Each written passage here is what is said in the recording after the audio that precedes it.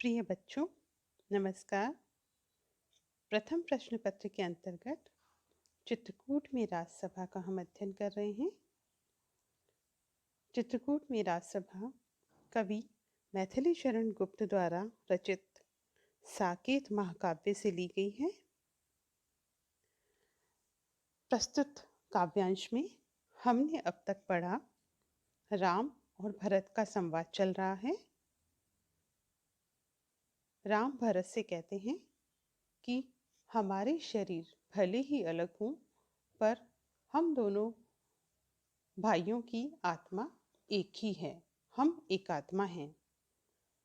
श्री राम भरत से ये भी कहते हैं कि शिष्टाचार का कहीं भी रहकर मनुष्य पालन करता रहे तो वह कदापि निष्फल नहीं होता। वन में रहकर भी शिष्टाचार से नगर जैसे भावों को मनुष्य जन्म दे सकता है, अर्थात उसके विचार शहरी लोगों की तरह तर्कपूर्ण, श्रेष्ठ और उदात्त हो सकते हैं। प्रस्तुत अवतरण देखिए। कुछ देख रही है दूर दृष्टि मति मेरी, क्या तुम्हें इष्ट है वीर विफल गति मेरी। तुमने मेरा आदेश सदा से माना, हे तात कहो आज क्या व्यर्थ हठ ठाना। करने में निज कर्तव्य कुयश भी यश है, हे आर्य तुम्हारा भरत अतीव अवश्य है। क्या कहूँ और क्या करूँ कि मैं पथ पाऊँ। क्षण भर ठहरो मैं ठगा न सहसा जाऊं। सन्नाटा सा छा गया सभा में क्षण भर, हिल सका न मानो स्वयं काल भी कण भर। प्रस्तुत पद्यांश में राम भरत को समझाते हुए कह रहे हैं कि हे भरत, मेरी दूरदृष्टि और मेरी मति, मति का तात्पर्य है बुद्धि, भविष्य को साफ साफ देख रही है कि आगे क्या होगा। वो कहते हैं कुछ देख रही है दूर दृष्टि मति मेरी, क्या तुम्हें इष्ट है वीर विफल गति मेरी। इष्ट का तात्पर्य होता है प्रिय। राम भरत से कहते हैं हे भ्राता भरत, मेरी दूरदर्शी बुद्धि भविष्य को साफ साफ देख रही है कि आगे क्या होगा। क्या तुम चाहते हो कि मैं पिता की आज्ञा पूर्ण नहीं करूं और इस जीवन संग्राम में विफल हो जाऊं।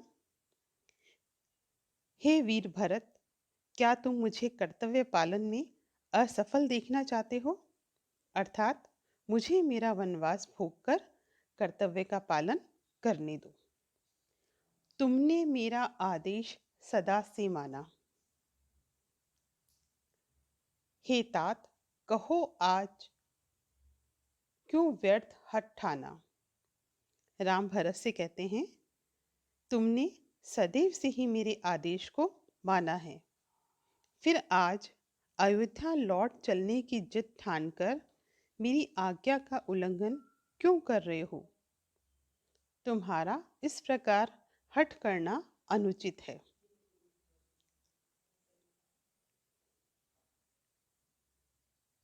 करने में निज कर्तव्य कुयश भी यश है।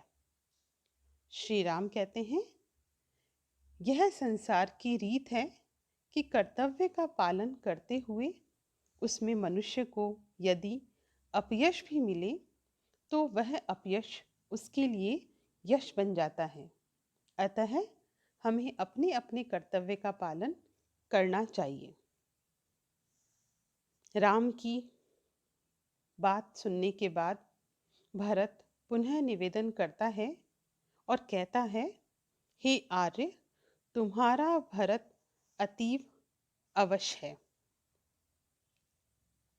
अवश्य का तात्पर्य है विवश।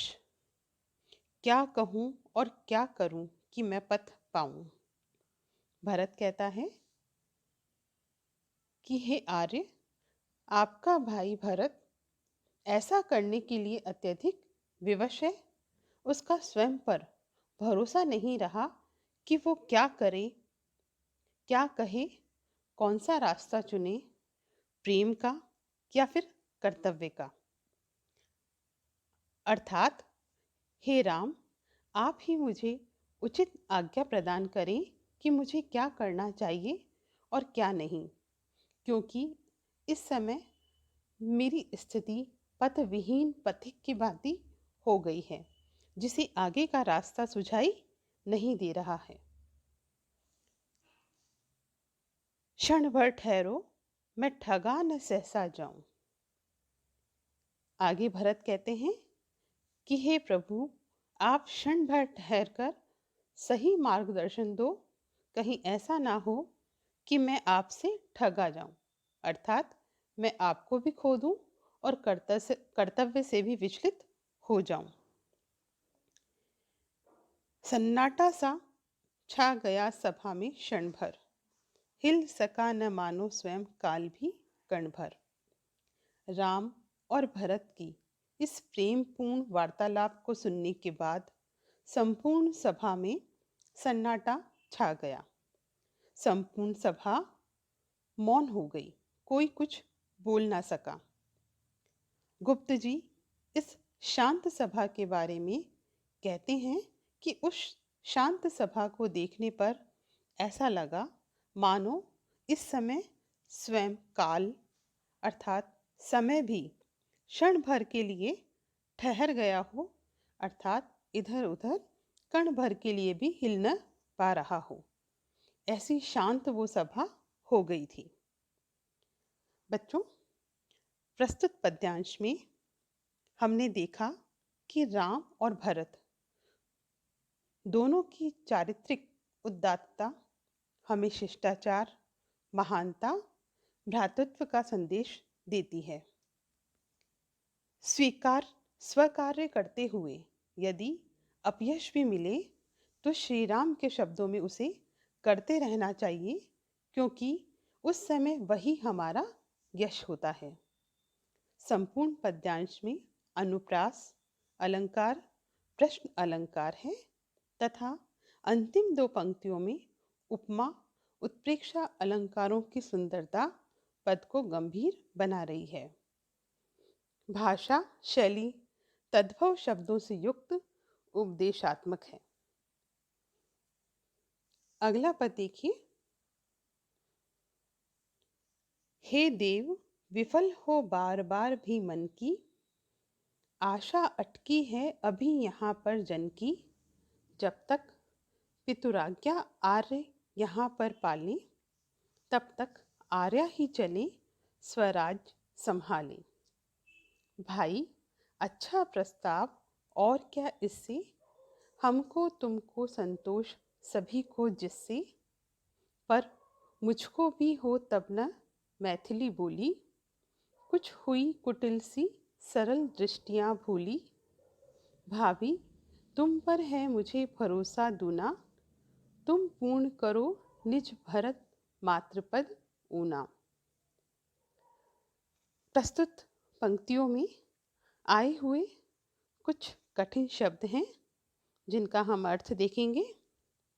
पितुराज्ञा का तात्पर्य होता है पिता की आज्ञा। आर्य का तात्पर्य यहाँ पर श्री राम से है और आर्या सीता के लिए कहा गया है। मैथिली भी सीता को ही कहा जाता है। कुटिल का तात्पर्य होता है टेढ़ी या वक्र और ऊना शब्द का तात्पर्य है तुच्छ या छोटा।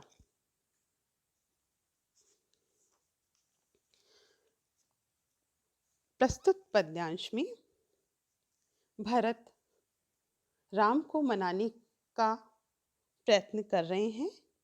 इसी क्रम में वे राम से अनुनय विनय करते हुए कह रहे हैं कि हे देव, विफल हो बार बार भी मन की, आशा अटकी है अभी यहाँ पर जन की। हे प्रभु, बार बार हम सभी आपको मनाने का प्रयत्न कर रहे हैं और प्रत्येक बार सभी आशाएं असफल होती जा रही हैं। फिर भी सभी को विश्वास है कि राम अवश्य कुछ न कुछ सकारात्मक उत्तर देंगे तथा इस सभा का उचित परिणाम निकलेगा। यही आशा यहाँ पर उपस्थित सभी लोगों की लगी हुई है। जब तक पितुराज्ञा आर्य यहाँ पर पालें, तब तक आर्या ही चलें, स्वराज्य संभालें।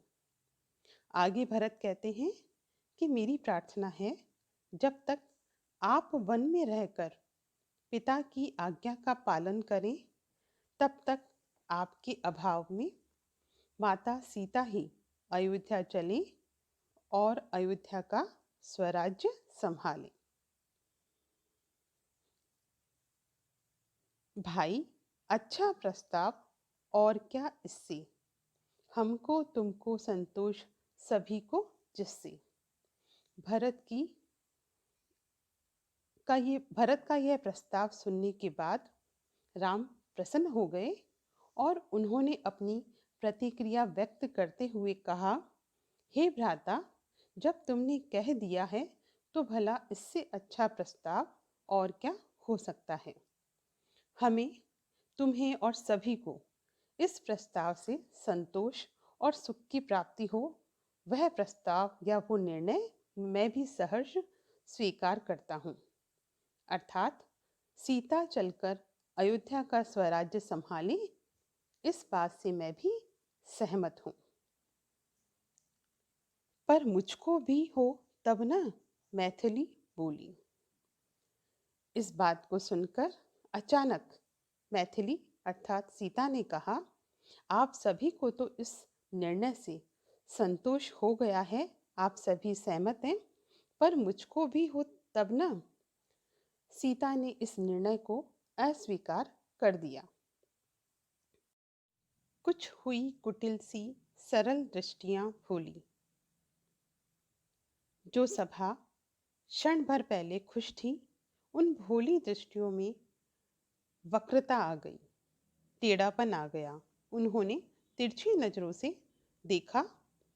स्थिति को संभालकर भरत ने सीता से पुनः निवेदन किया, भाभी, तुम पर है मुझे भरोसा दूना, तुम पूर्ण करो निज भरत मातृपद ऊना। भरत ने सीता से कहा कि हे भाभी, मुझे तुम पर दुगना भरोसा है। जितना भरोसा भ्राता श्री राम पर है, उससे भी ज़्यादा भरोसा मैं आप पर करता हूँ। जो कार्य श्री राम ने नहीं किया, वह अब आप पूर्ण करोगी और अयोध्या चलकर भरत की माता का तुच्छ पद शोभायमान करोगी। अर्थात अयोध्या चलकर तुम मुझे माता समान उचित निर्देश देती रहना, यही मेरे लिए पर्याप्त है। भरत की उचित सलाह को सभी के द्वारा स्वीकार कर लेने के बाद सीता द्वारा अस्वीकार कर देना संपूर्ण पद्यांश को कौतूहलमय बना देता है। बच्चों, राम भरत सीता संवाद में तीनों की चारित्रिक मर्यादा, आदर सत्कार सहज ही देखा जा सकता है। बार बार में पुनरुक्ति प्रकाश अलंकार, आशा अटकी है अभी में अनुप्रास अलंकार, कुटिल सी में उपमा अलंकार है।